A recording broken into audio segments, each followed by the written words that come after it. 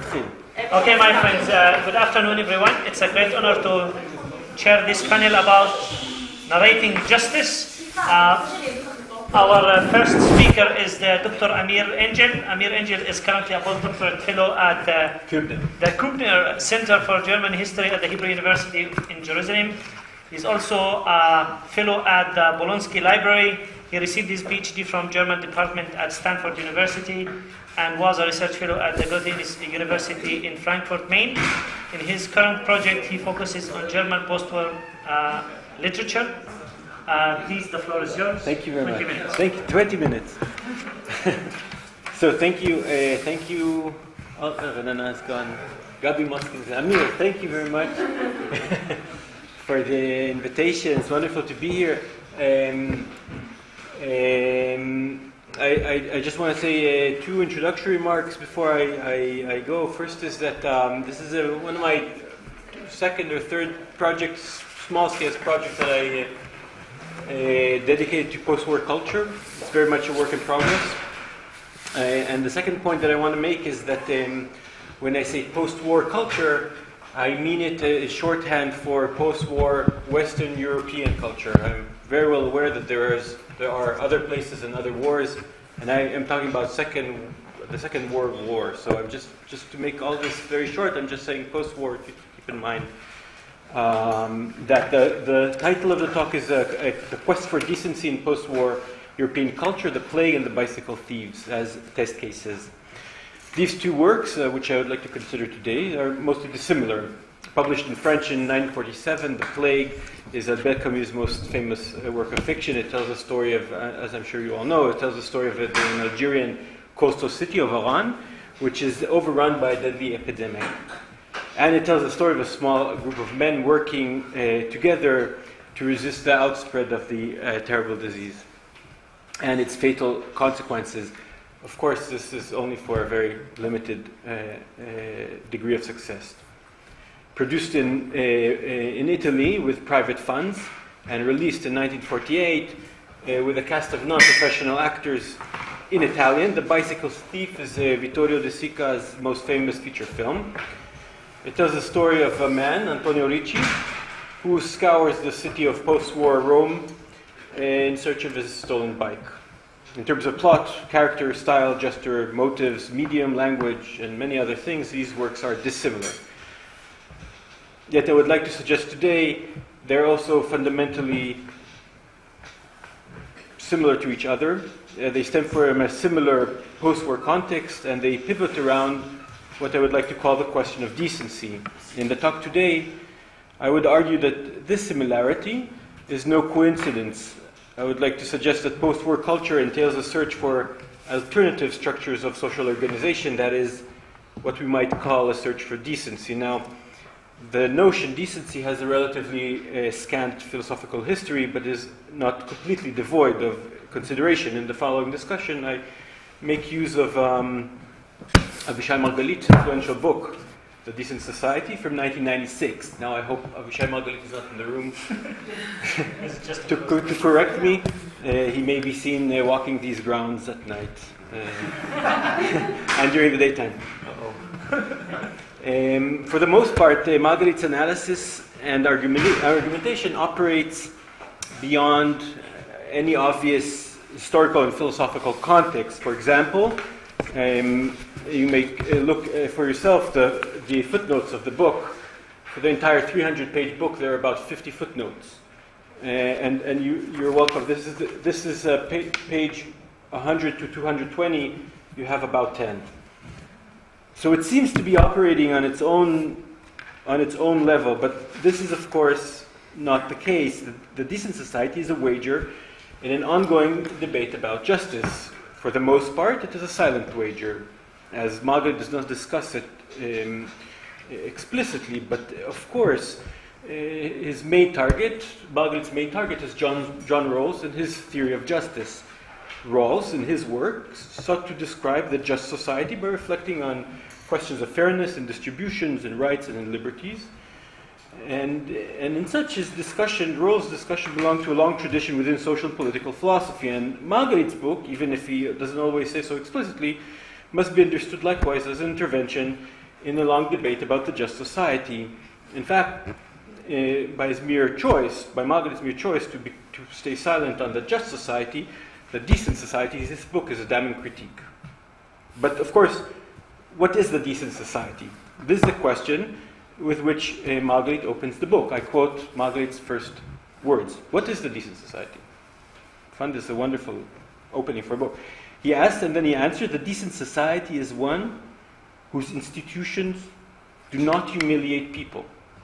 That is the definition. Now, for the following 300 pages, Margaret dissects the term, distinguishes it from dissimilar terms, considers examples and counterexamples, and analyzes counter cases.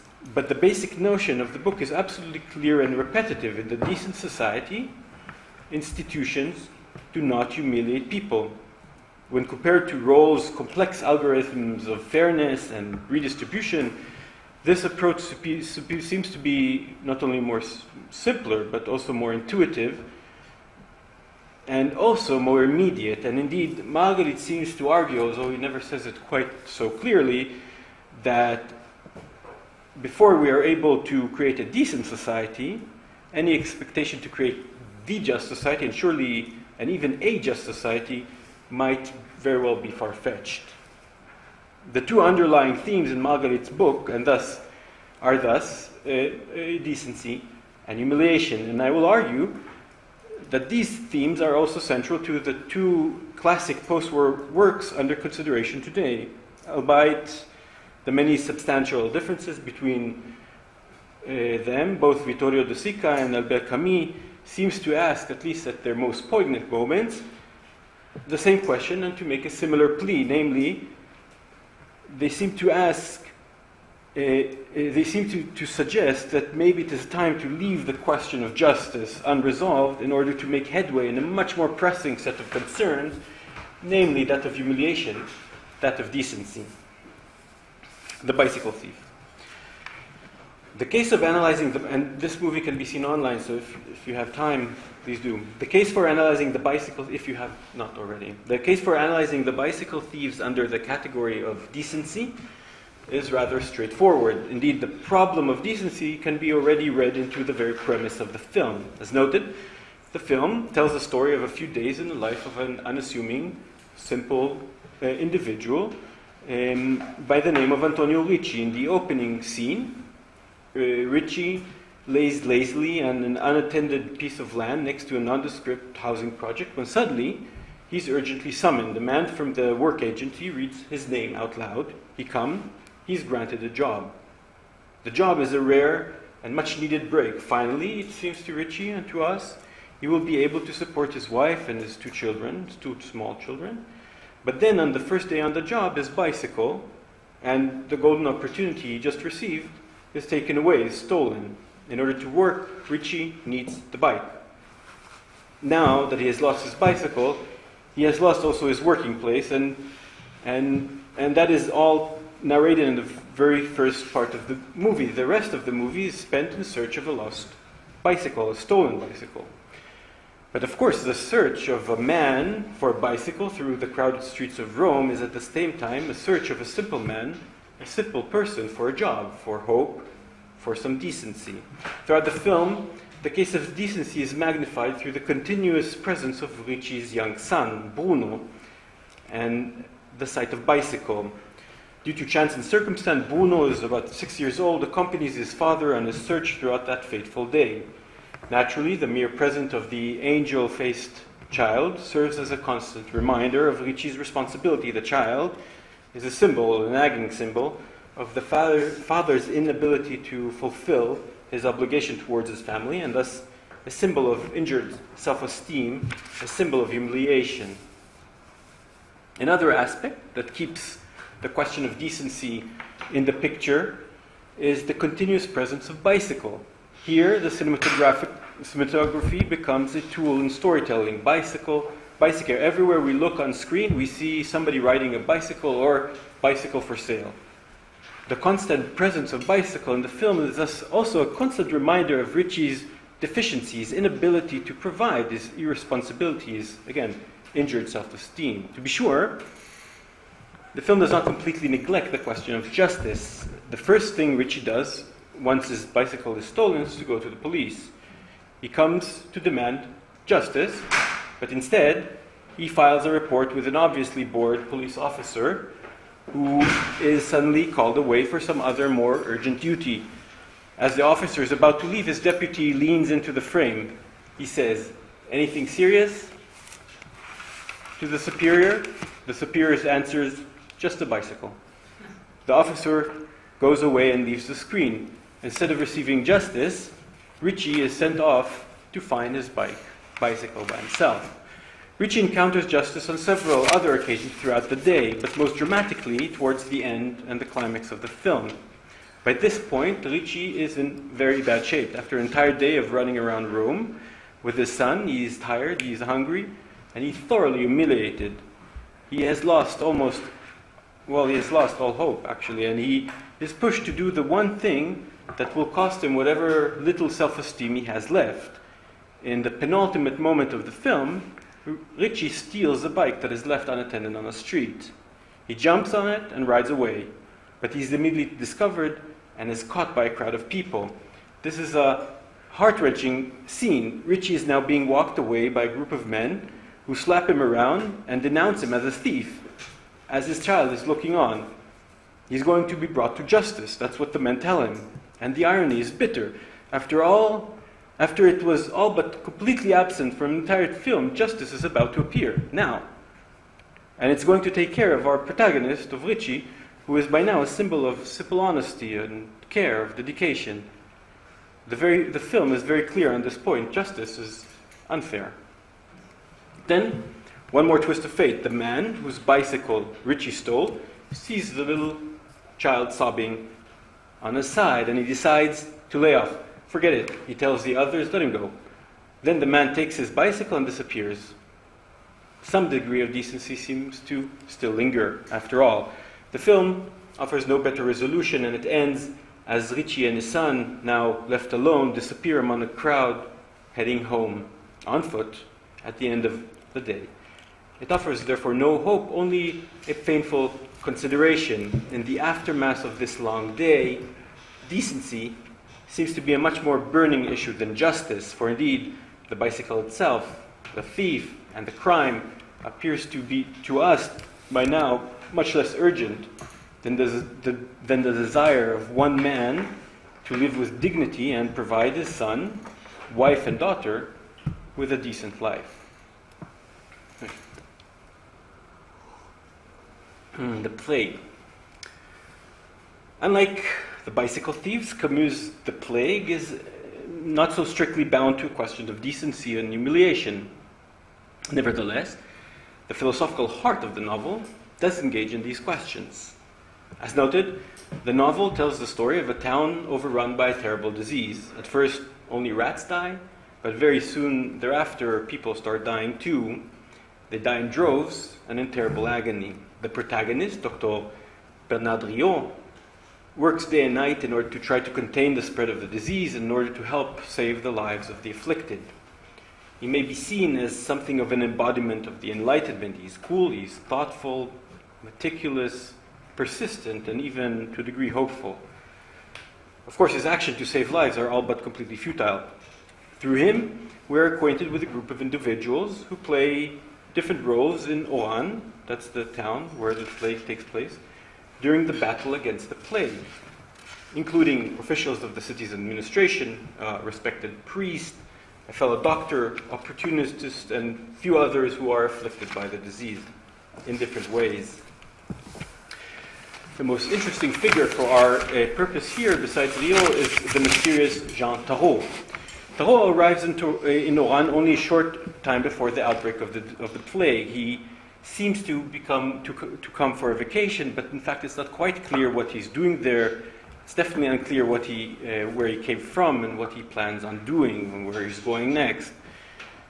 It is not clear what he does for a living either. When the city is quarantined because of the plague, Tarot springs into action very quickly, and long before the authorities start conscripting people to work, he sets out teams of volunteers to help isolate the sick and take care of sanitation in the city. And although his presence in the novel is rather erratic and kind of comes and disappears, Camus decided to place in his mouth the most substantially philosophical piece, the most substantial philosophical consideration.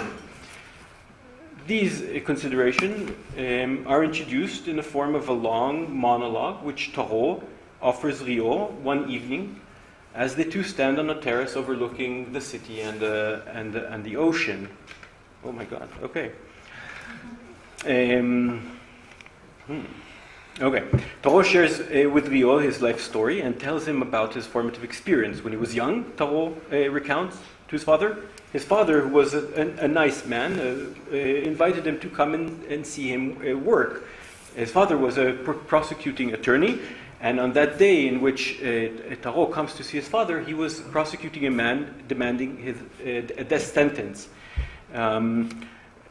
He reflects, he never before has seen justice in action, and Tarot says to Riot, what happened in court has always seemed to me as a natural, as much in the order of things as a military parade on 14th of July or a school speech. My notions of the subject were purely abstract, and I have never given thought to that.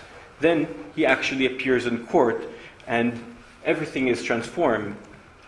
He looked as his father's, and this is what he said, transformed by his robes, the father was neither good-natured or affectionate, and his mouth was crammed with sonorous phrases which leapt from it constantly like serpents.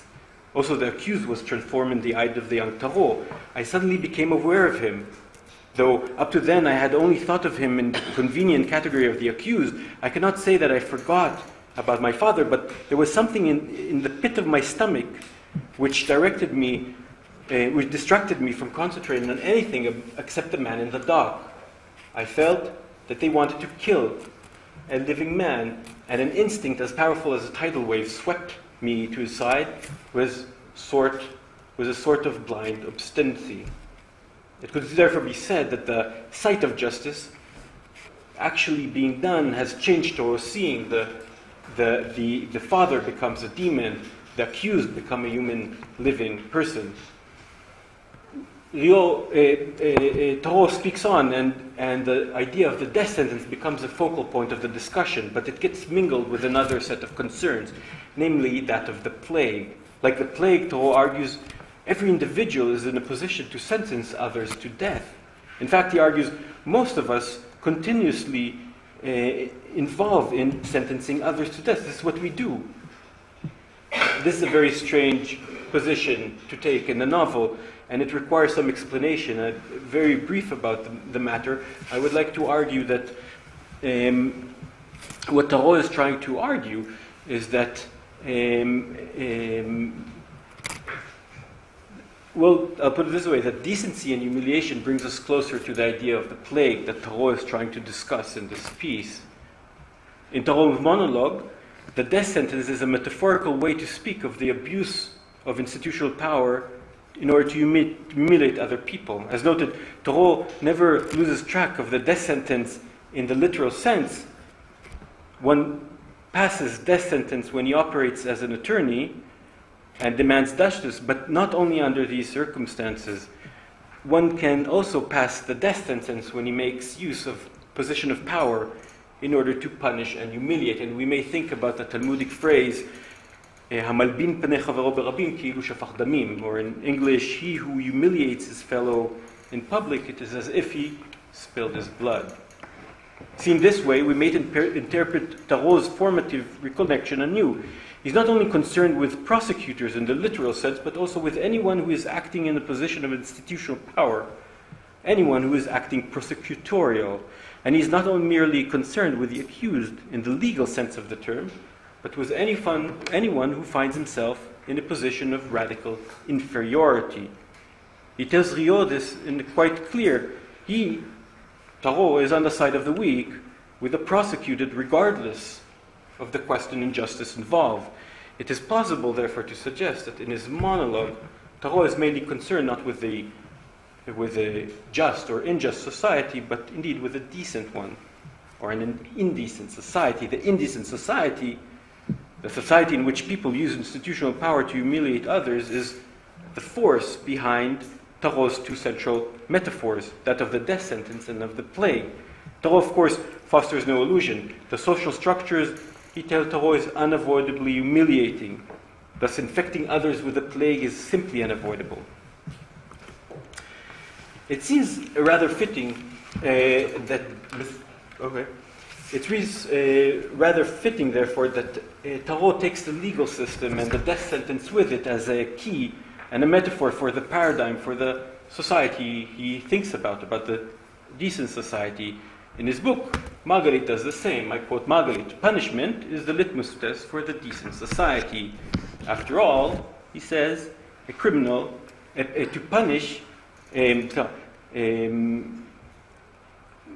the challenge to a society, indeed, wishing to be decent, is to punish its criminals without humiliating them. After all, this is Margalit, a criminal is a human being. Every time we forget that we're dealing with human being, both Margalit and Tarot seems to argue we degrade their humanity.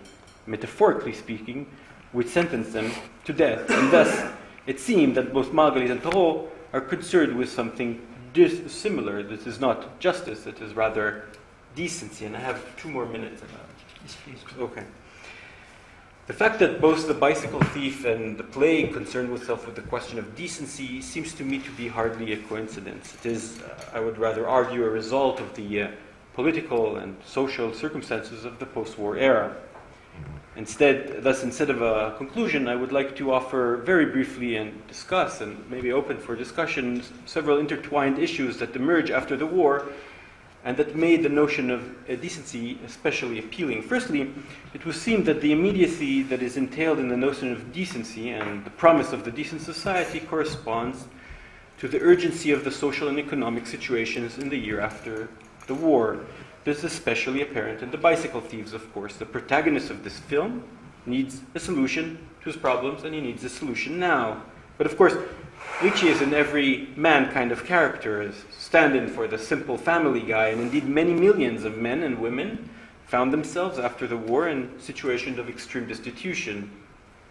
Of course, the just society could, in principle, solve their problem, but the just society requires building an entire social infrastructure, including, for example, a coded and agreed upon system of law, judiciary system, institution of redistribution, an institution for safeguarding of freedoms.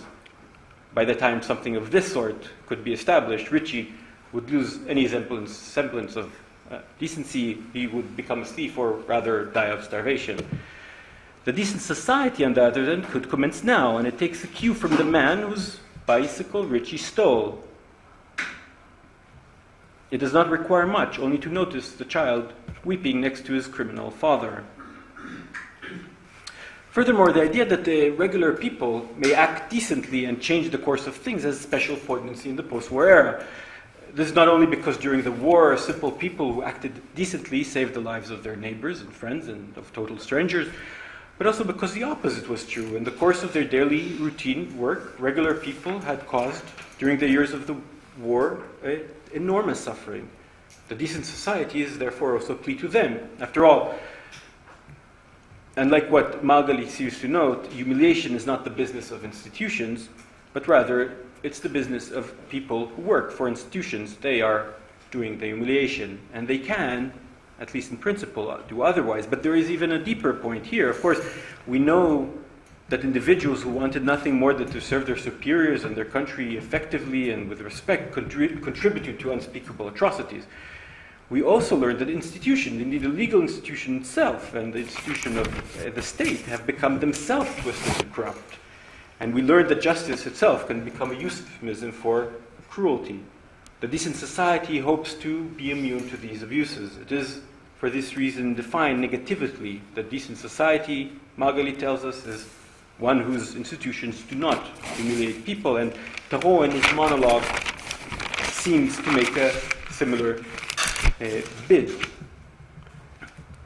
The plague, he says, which stands for corrupt ideology and corrupt systems, may be everywhere, he says.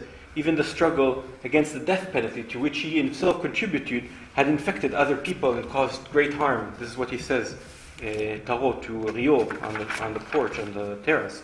The solution, therefore, entails a turn away from justice, which is a sentiment that is echoed in the words of Bernard Riot, the protagonist of Camus' novel. The whole thing, Riot tells his colleagues, fighting against the plague, is about decency. The whole thing is not a question of heroism. It may seem a ridiculous idea, he tells them, but the only way to fight the plague is with decency.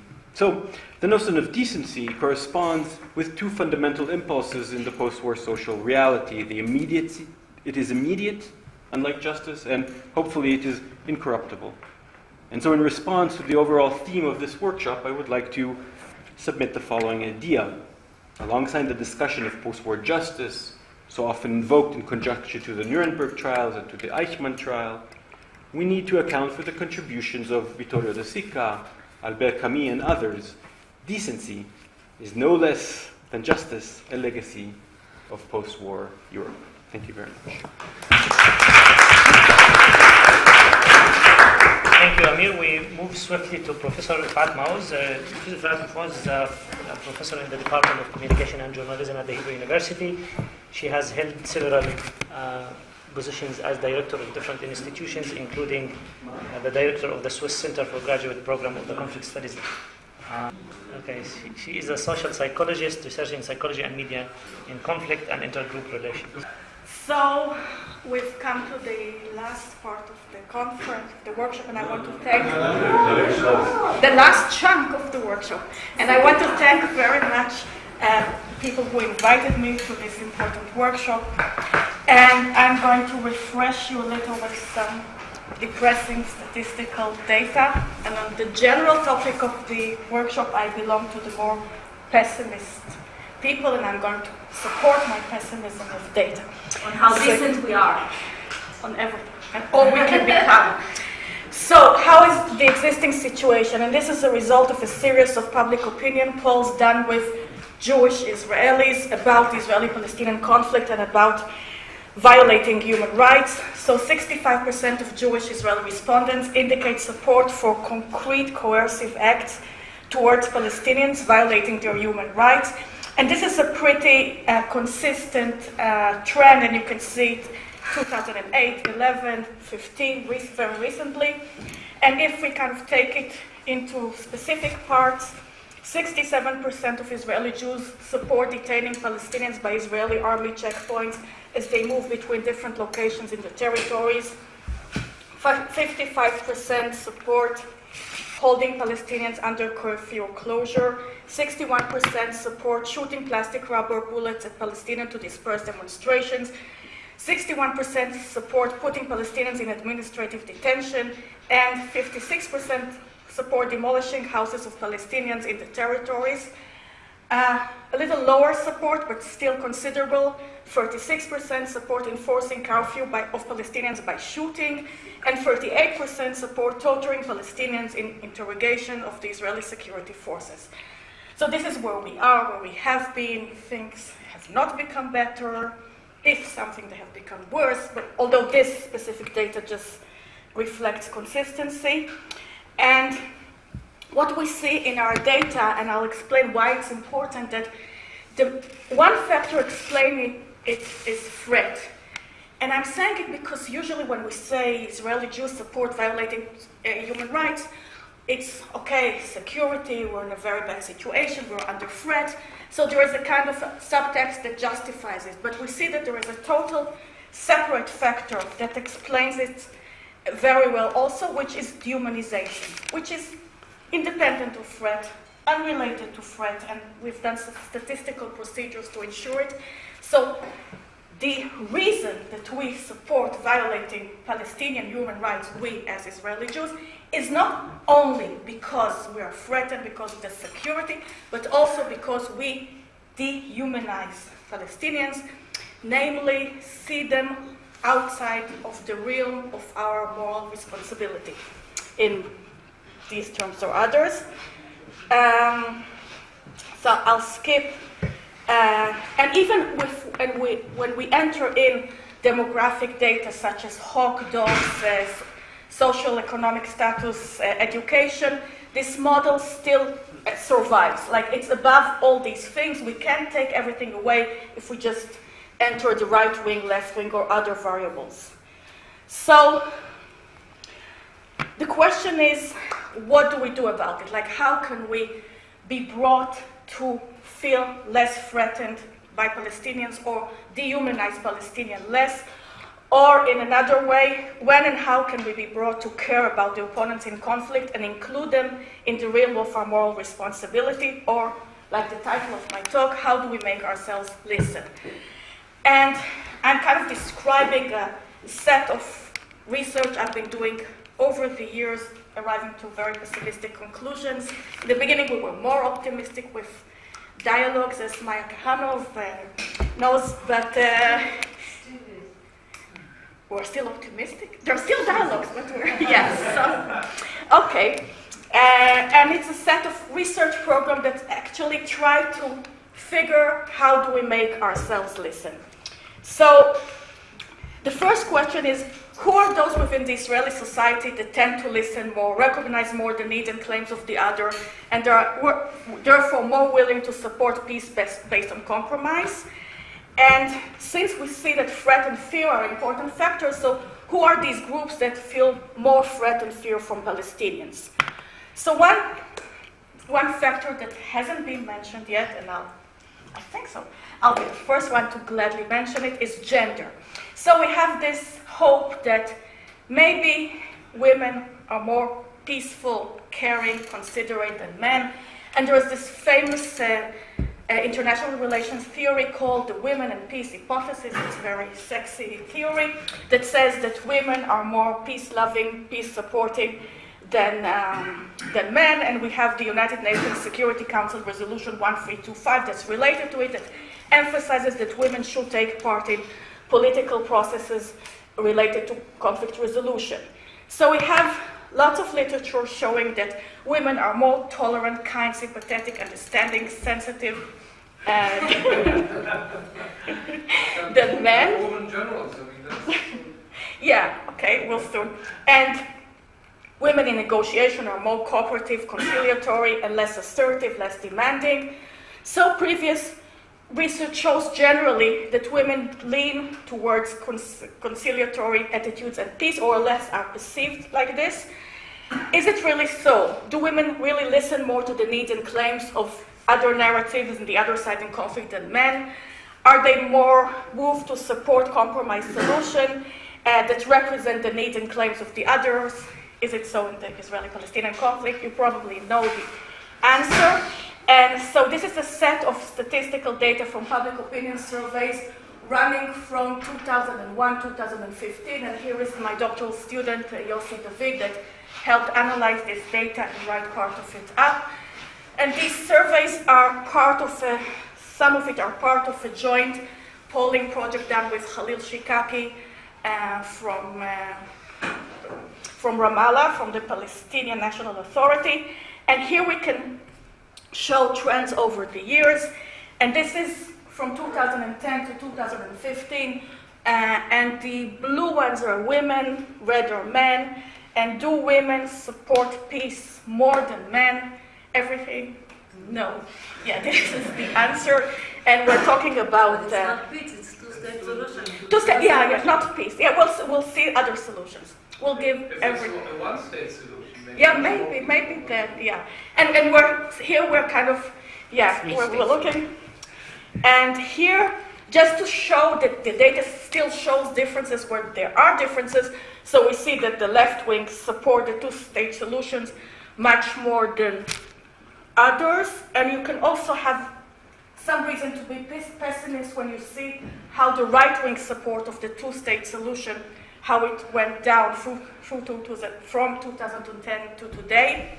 It's going down. Also, the general is going down as a result, because the right wing is growing to be the big majority of Jewish Israelis. And here we see the religious breakdown, support of two-state solution. We see again that the secular are the most supportive, but they're going down.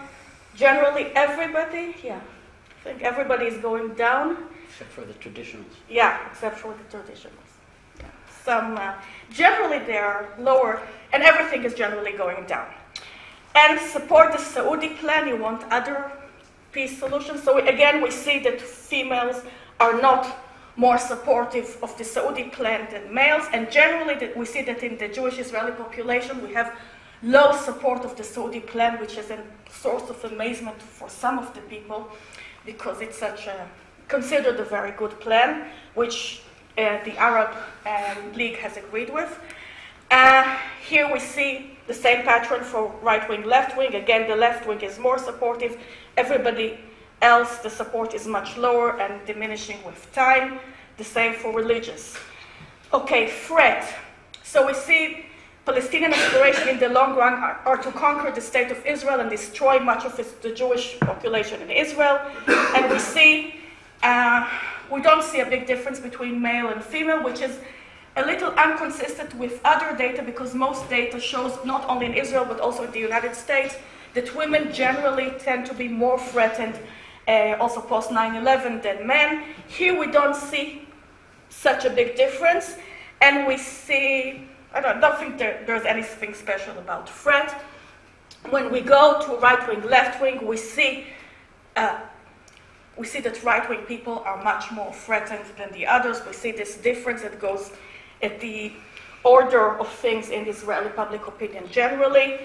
And we go to the religiosity, we see the same pattern, that the ultra-Orthodox are the most threatened, and we get the religious, traditional, and secular. And by the way, it's all constructed. Like, there is no reason that religious people should be more threatened or more anti-peace than secular people. It's all some kind of construction that somehow happened here. Social construction. Social, totally. There is no, but now it looks to us natural, and it's almost a better variable. Religiosity now is almost a better variable than right-wing, left-wing in explaining political attitudes, but there is no essentialist reason for that. Worried about being hurt by Arabs in daily life, in other words, personal fear. Here we see the trend that we see in other research, that females, women, are more worried than men. Here we see that the left wing are the least worried, and we see how these things mobilize Jewish-Israeli attitudes. Religiosity is a total mess. And we see here support of dismantling most of the settlements. Again, women are not showing any more considerate of others or anything than men. Nothing. Is that true that a majority of the population, it's between the 40th and the 50th percentile, supports dismantling the settlements? Yeah. Okay. Yeah. Most of the settlements. Yeah. I think because of the ambiguity. Yeah. This is some reason for careful optimism. That doesn't include the Givat Sarfatit. Yeah, for sure. And Gilo, and maybe even not Ariel. Yeah. And here we see the graphs for various political attitudes, and we see that again that the left wing is way in another place, and the right wing is kind of very, very low, and this is why it's very difficult to make it happen. But what's interesting is that when you see a dip in some reason for a dip, probably some political or security threat, that it happens all across the board. I mean, even the left ones are, react to reality. Yeah. This is really rare that we react to reality, but sometimes we do. Usually don't. The left wing, no, nothing. And support for mutual recognition, which we would expect. Maybe this, it's a softer thing. Maybe women support more mutual recognition. No, we have the same. Again, we have the left wing supporting this much more, and we have the secular people supporting it much more. So we see that we have no gender difference in support for peace, some gender differences in threat and fear, differences in support for peace according to politics and degree of religiosity. And when we look at recognition of pain and suffering of the other, sympathy, empathy towards the other, the humiliation of the other, again, we see no gender differences and only differences for politics and religiosity. So in this sense, we can say gender doesn't help us a lot. So how do we elicit moral concern, extend the realm of moral responsibility, make ourselves listen and recognize the pain, suffering, and narratives of the other? Does listening or being exposed to the narratives of others about their pain and suffering and conflict and to their claims and agendas make a difference? So in my research about Jewish-Palestinian dialogues, and I believe in other studies like of Maya Kahanov here, we do find that over time, if Israeli Jews that participate in dialogues are exposed to the narratives of the other, they do arrive at a more complex view of the others. And this is consistent with the narrative or storytelling model of intergroup encounters, most clearly identified with the late psychologist Dan Bar-On.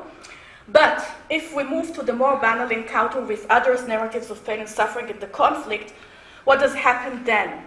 So we see that encountering the narratives of Palestinian suffering in the conflict through social media platforms, through Facebook, elicits only Jewish-Israeli aggression and defensiveness. And this is a study I've recently done with a doctoral student.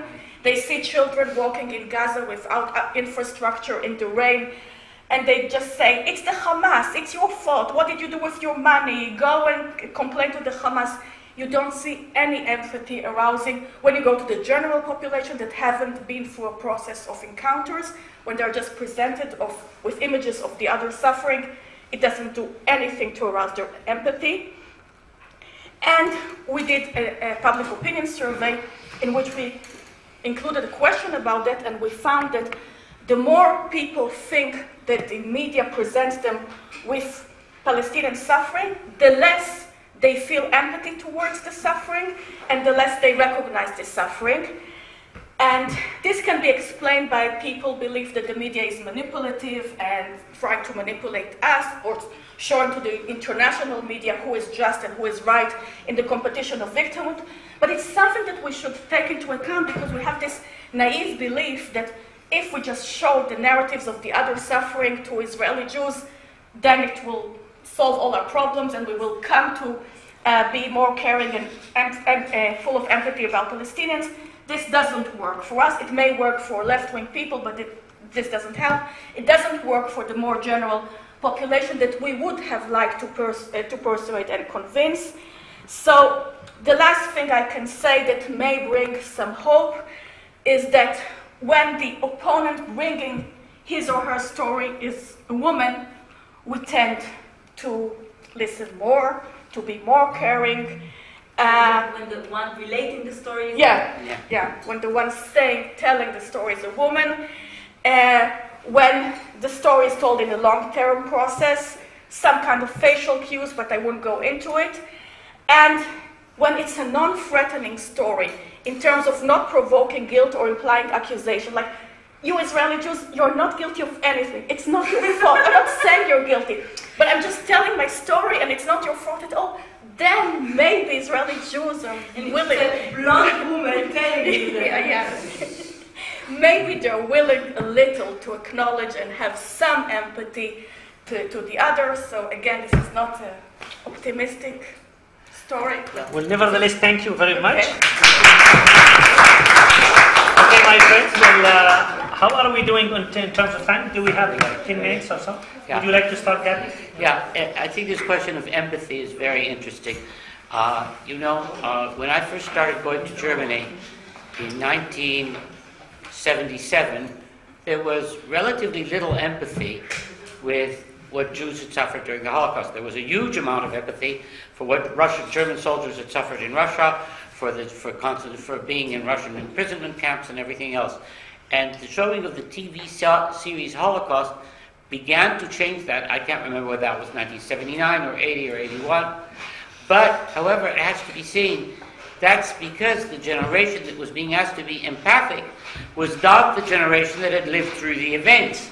That's the idea of Moses, that not the generation that left Egypt shall inherit the land. And the reason is that because there's something that if we experience the unexperienced past through a narrative, then we can fake empathy, or we can create some kind of empathy, or we can create some kind of attitude. Whereas if it's something we lived through, there's absolutely no chance of creating empathy with the other side. And the reason is because we're being asked to decide in the actual process. Now, what happens to Israeli Jews? For whatever reason, they feel provoked, threatened, or whatever else, justifiably or not, it doesn't matter, and the process is ongoing.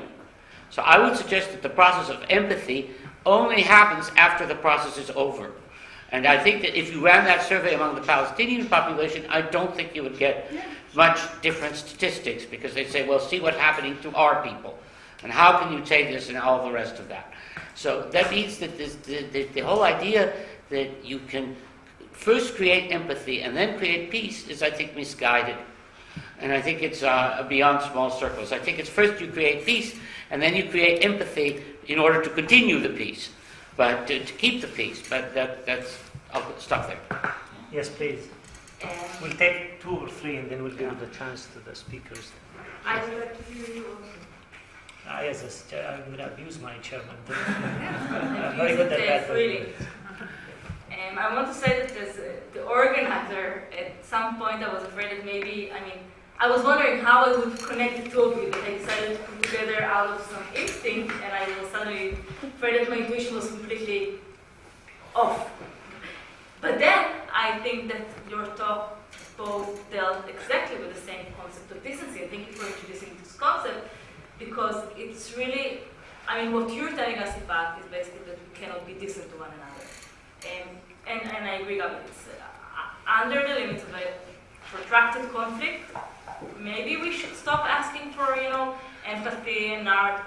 And it's hard for me to say that, because that's what we're doing here, right? Looking for narratives and looking for ways to, engage with narratives in a meaningful way. And I must say that for me, that's the reason that I wanted to hold such a workshop, because hearing someone like Ifat or someone like Mark within the context of us people of narratives, it's really important to understand what narratives can and cannot do. It doesn't mean that we have to renounce narratives altogether, but we have to remember that there is a world around us that does not always substantiate what we want to do with narratives.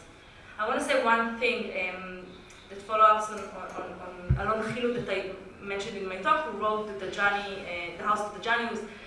It's a pretty sort of post-Zionist novel in the sense that it returns to the Palestinian plight and the beginning of the 20th century and how their houses were sold / taken away from them. And in an interview about his book, he says that, referring to both him and Eshkol Nevo, he says, this book, the Dajani, telling the Palestinian story, should have been written 40 years ago. So it was written in 2008. But maybe only now it could have been written. Our generation, referring again to him and Eshkol Nevo, they're from the same year, they're 73, something like that. Our generation is more curious and more free of personal guilt and wants to know what happened. The past is less threatening for us. And I want to put that in question, because if we're still in a protracted conflict, and according to what you said, are we less threatened about the past, less guilty in a way? I'm not sure. I don't think that I buy into what Alon Chilud is saying. Well, I think it goes like that, but I think that there was a moment after Oslo where it might have changed, but that process did not continue. And I think that empathy depends that you're optimistic on the process. In other words, it really works the other way around. You're not going to be empathetic with somebody with whom you're in a conflict. It's impossible. It's just excluded. Yeah. Okay, Mikhail, you would like to come, and then we'll give the speaker. I want to go back to the issue of threat. And maybe there's something in what you presented. For me, it was kind of, I wouldn't say misleading, but it is, in a sense, mischaracterizing the reality. It's one thing how people feel, and it's another thing how politics move on. And in Israel, how politics have developed is kind of an antithesis to what you presented, because every time Israel was threatened and conceived itself to be threatened, it was more willing to come across and be willing to compromise. If it wasn't for the Yom Kippur War, there wouldn't have been a peace agreement with Egypt. If it wasn't for the first Intifada, there wouldn't have been an Oslo process. If it wasn't for the second Intifada, right, there would have been a disengagement, and even the Likud recognizing the right of the Palestinian. And that's Netanyahu. If you would have said a two-state solution for a Likudnik in the 80s, that would have been like cursing, right? But now you have Netanyahu saying, admitting, and I mean, how politics are moving, the more threatened Israel is conceived by its politicians, the more it's willing, I mean, the end of the process is the more willing it is to compromise. So it kind of plays differently from how the public is manipulated. Yeah. So would you like to comment? No, but other people. We still have 3 other people in the line, so would you like to go? Okay, so about the comment, that first piece, that empathy, I totally agree with it, but there's another thing that I think there is a feeling here throughout that we're in a kind of emergency situation, not in terms only of peace and a political agreement, but in terms of how racist, prejudiced the Israeli society has become. And like we're saying, if we can't correct it before there is peace, we're saying, okay, we'll go on going downwards, becoming more and more prejudiced, more and more racist. And is there no way to stop it unless there is peace? And I don't know what to say about it, but it's like difficult to accept. It's very difficult. I just want to say one thing. In American Poland, the year of highest anti-Semitism is 1945. And I think that needs to be pointed out. That in other words, in the middle of the war, racist feelings and anti-Semitic feelings rose and then dropped steeply in 46. Once that's the same result. Yeah, so I think, but that's the question: is how do we, not so much about peace anymore, but something more minimal. So how do we become more human, or can we? And to the other thing, I completely agree with Michael, and we discussed it over lunch a little, that like the politicians among themselves may be reacting to threat, like you say, but they use it as a manipulative thing to mobilize the Jewish Israeli public very successfully towards what we see. Okay, that's... Would you like to say anything? Just to tie into this conversation a bit, bring in Natalie, it's very interesting. You insist that the decent society is the one in which institutions do not. So it's not about people acting good, but it's institution. Then you must ask yourself a question. It's related to this. What is the relation between people? So, what is the relation between people working in institutions? How does the institution humiliate? What is the process, and how do you change institution if not by the people working in the institution? What is the relationship between? Is it the leader of the institution that tells his people, "Listen, we have to start, giving better services"? What is the tension here between leadership and actual? And I think in the book, Maoz does not quite resolve this question, and I think it ties exactly to this dilemma. And then I just wanted to say this: it's not always one or the other. Okay, sure. I mean, you go to Bituach Leumi, to the social service, social security, and you might get very decent service sometimes, and you might get very indecent service, and there is an interaction between leaders of the institution and the people actually doing, sitting at the desk and giving you the files to fill out. So this is a tension that is interesting to this discussion. We take one more round, and I don't know what's the time, so we take one more round and we are done. Lady, please. Thank you. Just to comment on the rise in anti-Semitism in 45, I mean, you also have a rise in racial violence after emancipation, you have a rise in racial violence after ground border education. That seems to be part of human nature. I don't know. But I actually have a question for Amir, and you might have just answered it. I'm not sure. And I really appreciate that you brought decency into the conversation, because it's both more humble and possibly more ambitious. Mm-hmm. And I want to ask you about the pragmatics of decency. And I don't know, maybe literature does this, or aesthetics. You gave us an example from a film, you gave us an example from a novel. But how do we create a decent society? I mean, is it the work in Bituach Leumi? Is it the teacher? Is it the judge? Is it writing a good novel? I mean, how do you do this? Take your time with that, like 2 minutes. Yes, please. Yes. I'm just curious if you had a chance to look at, say, Jewish Israelis' reactions to a show like Fauda, for instance, which was screened here. A show not without its problems, certainly for an Arab viewer, but nevertheless, a show that somehow surreptitiously managed to bring a whole cast of very round, engaging characters, some of them actually Hamas terrorists, in a way that you've never seen in Israeli television. And the reason I raised this is that it seems to me that I read some of the articles that you, two of the articles that you sent us, and I think many of the situations that you are very structured in a way. The whole situation already determines the output, or the group that you ask questions is so specific that you can almost predict the responses. About the power of narratives, I remember one of the movies by Spike Lee. There's this one of these earlier movies. There's the very rabidly racist Italian son of the pizzeria owner in the midst of a black neighborhood.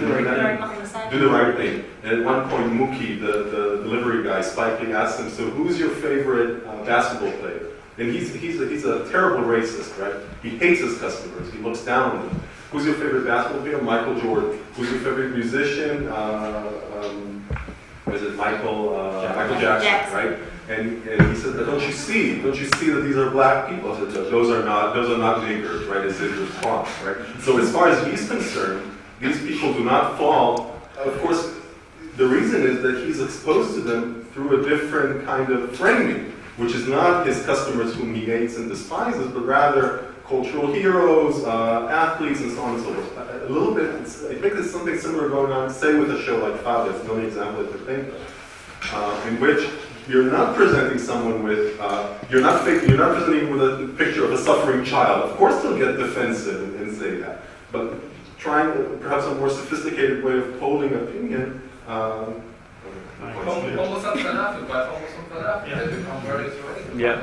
Or by a professor in the Hebrew University or in the Tel Aviv University, or just to have the fig leaf of, or at the Leer Institute for that sake. Would you like to come, Russell? The connection to the two talks was interesting. You didn't talk about decency, but it's sort of implicit in your description of the community. We're not going to leave that out. But I'm a little, maybe I'm registering this at the end of the conversation, be a topic for a longer discussion. I'm a little uncomfortable with the notion of decency. There's a way to hear that term as significantly less than just, significantly less than justice. Because we can't get justice, we'll settle at least for decency. And I wonder if that's the kind of capitulation is built into that. It's a problematic term. Because I'm guessing that the members of the communities that Ifat you described as holding retrograde, I'll say, views, probably see themselves as very decent people. And this is, in German, anständig is a totally reactionary categorization. This is the Volksgemeinschaft thought of itself as anständig, and the victims were the indecent. Think about the laws about decency, the laws against indecency. Frankly, it's a similar problem that's built into the Grundgesetz. The Grundgesetz mentions unantastbar Würde, dignity. Is also a very problematic term. This is less than civil equality. There's a conservative Catholic tradition behind the notion of Würde, and that characterized the Bonn Republic, and that's why it's there at the beginning of the German Constitution. Now, there's a history to that term, and I think it's become more than it was in 1949. It's probably better than it was. But in both cases, dignity and decency, I think, are less than just. Can I? Yes, sure. This is a wonderful question. I thought somebody might raise it. I had a suspicion that it might be you. And I want to say something. So I've been thinking about this question a lot. It seems to me that there's two kinds of decent. There is the utopian decency, and there is the, for lack of a better term, the Magli decency. The Magli decency. The down-to-earth analytical decency. And the down-to-earth analytical decency just says the following. We are working on improving our justice system. And we are working on having a proper system to deliver health care and what have you. But as long as we don't have the just society, we must take into consideration the question of decency. As we're working on these other issues, it's not about not punishing an individual, it's about the fact that we have to remember that while we punish him, he's also a human being. And then there is the utopian, this is kind of the taho position. As long as there are structures of power, there's going to be an abuse of power. And therefore, the only solution we have is a kind of utopia. And I just want to tie to your talk yesterday, right? Because I would say, in terms of Hannah Arendt, if we only had judges that were the cream of the crop of German Jews, right? Then we had a decent justice system. The problem is that some of our judges happen to come from Poland. But, right? But, Galicia, sorry, right? Even worse. Right? But we can't have a decent justice system. We just need to work at it and keep vigilant. Yeah, it's really interesting. And then there is the more radical expression of this is saying as long as we have states, as long as we have any kind of form of justice, we're going to be unjust. And so our vision of decency, which goes to your concern, is utopian, and I think it's no coincidence that the Taho dies at the end of the novel. So we cannot withstand this kind of thing. So, and to your question, I have no idea. So, would you like to wrap up in 1 minute? But before that, when you asked the question about the Arab Peace Initiative, did you include in that statement that more than 36 Arab and Muslim states have endorsed the peace initiative? You did that? We tried everything possible. Yeah, we've been doing it for 20 years. No, but I mean stating the fact that not only the Arab League, but the whole entire Muslim world. We have also this version. Including Iran. Which doesn't help always. Because if the Arab states do it, it must be evil. Exactly. So just, I think one thing is the question is of responsibility. If we say that until there is peace, we can't do anything about dehumanizing the other and violating others' human rights and justifying it to ourselves, then we have no personal responsibility. And then what if we say to ourselves in 30 years from now, we couldn't do anything because there was no peace? Like, we can't because other people have said it. Okay, and the other thing is, yes, when I want to tell optimistic stories or when we want to tell optimistic stories, and sometimes we want to because they get published in academic journals, they get our promotions, so we go to very small, structured situation, long-term processes, complex, and then we can find good results. But in public opinion surveys, which look at more trivial encounters that we have with the other, the day-to-day usual encounters that we have, not in special circumstances that we have created in order to have the good results of world peace, then we find more pessimistic results.